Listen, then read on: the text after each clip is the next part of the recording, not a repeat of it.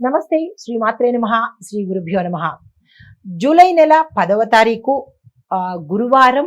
ఈ రోజు అత్యంత విశేషమైన రోజు గురు పౌర్ణమి. ప్రతి ఒక్కళ్ళకి గురు పౌర్ణమి శుభాకాంక్షలు. శ్రీ గురుభ్యో నమః. ప్రతి ఒక్కరూ గురువుని స్మరించుకోండి, గురువుకి పూజ చేసుకోండి, గురువుకి గౌరవించడం నేర్చుకోండి. అయితే శ్రీ విశ్వావసు నామ సంవత్సరం ఉత్తరాయణం గ్రీష్మ ఋతువు ఆషాఢమాసం శుక్లపక్షం. ఈరోజు సూర్యోదయ సమయము తెల్లవారుజామున 5:52 సూర్యాస్తమ సమయం సాయంత్రం 6:50 ఈరోజు తిథి పౌర్ణమి రాత్రి 2:04 వరకు. తదుపరి పాడ్యమి తిథి ప్రవేశము. నక్షత్రం పూర్వాషాఢ ఉదయం 6:37 వరకు. ఈరోజు వర్జ్యము మధ్యాహ్నం 2:51 నుంచి సాయంత్రం 4:31 వరకు. రాహుకాల సమయం మధ్యాహ్నం 1:58 నుంచి మధ్యాహ్నం 3:36 వరకు. యమగండ కాలం తెల్లవారుజామున 5:52 నుంచి ఉదయం 7:39 వరకు. అమృత ఘడియలు రాత్రి 12:54 నుంచి రాత్రి 2:35 వరకు. అభిజిత్ ముహూర్తము ఉదయం 11:55 నుంచి మధ్యాహ్నం 12:45 వరకు. ఇది నేటి పంచాంగం. నమస్తే.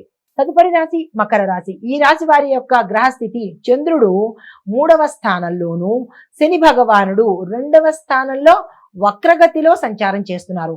ఎప్పుడైతే ఈ వక్రగతిలో సంచారం చేశారో ఫలితాలు కృషికి తగిన, శ్రమకి తగిన ఫలితాలను పొందుతారు. కార్యసిద్ధి, కార్యయోగము, ఆకస్మిక ధనప్రాప్తి, ధనయోగము, భూమి వస్తు వాహన యోగము గోచరిస్తోంది. అయితే పరిహారంగా శని అష్టోత్తర పఠనం చేసుకోవడంతో పాటు నల్ల నువ్వులను దానంగా ఇచ్చుకున్నట్టయితే విశేషమైన ఫలితాలు పొందుతారు. నమస్తే. తదుపరి రాశి కుంభరాశి. ఈ రాశి వారి యొక్క గ్రహస్థితి చంద్రుడు 2వ స్థానంలోను, శని లగ్నంలో వక్రగతిలోను సంచారం చేయడం వల్ల ఆదాయం వృద్ధి అవుతుంది. కుటుంబంలో సంతోషకరమైన పరిస్థితి ఏర్పడుతుంది. మీకు చెప్పదగిన పరిహారము శని పూజ చేయించుకోవడంతో పాటు నల్లని ఆహార పదార్థాలు ఏవైనా ఉంటే వాటిని పక్షులకు కనుక ఆహారంగా పెట్టినట్టయితే విశేషమైన ఫలితాలు పొందవచ్చు. తదుపరి రాశి మీనరాశి. ఈ మీనరాశి వారి యొక్క గ్రహస్థితి చంద్రుడు లగ్నంలోను, గురు శుక్రులు 3వ స్థానంలోనూ సంచారం చేస్తున్నారు. ఈ సంచార ఫలితాలు శుభవార్తలు వింటారు, కొత్త కొత్త అవకాశాలు వస్తాయి, మిత్రుల యొక్క సహాయ సహకారాలు అందుబాటులోకి వస్తాయి. మీరు ఏ కార్యం చేపట్టినా సక్సెస్ అయ్యే అవకాశాలు ఈరోజు ఎక్కువగా కనపడుతున్నాయి. ఆ దిశగా ప్రయత్నాలు చేసుకోండి.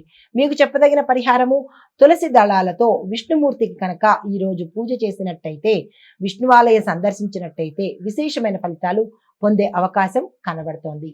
నమస్తే.